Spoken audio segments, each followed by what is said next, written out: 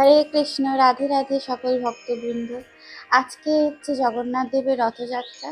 তো আজকে তোমাদেরকে জানাবো যে জগন্নাথ দেবের বিগ্রহ কেন এরকম অর্ধ সমাপ্ত, কেন তার হস্তপদ নির্মিত হয়নি। তো চলো জেনে নিই। হরে কৃষ্ণ।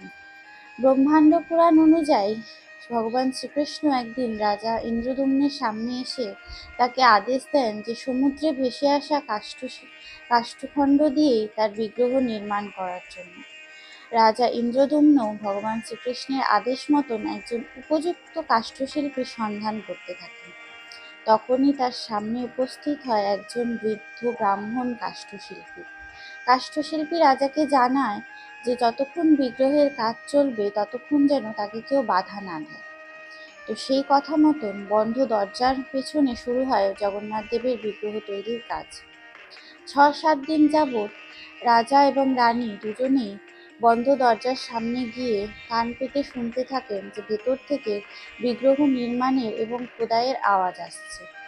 ৬-৭ দিন পর একদিন যখন তারা দরজার সামনে যান, ভেতরে খোদাইয়ের আওয়াজ বন্ধ হয়ে যায়।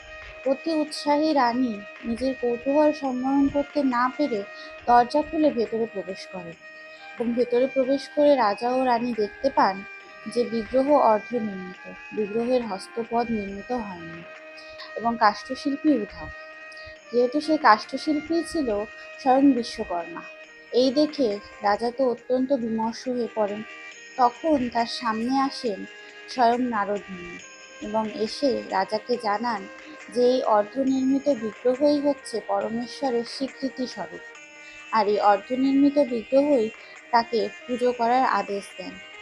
তো এই থেকেই জগন্নাথ দেবের এরকম অর্ধনির্মিত বিগ্রহই পুজো হয়ে আসছে উড়িষ্যার পুরী ধামে।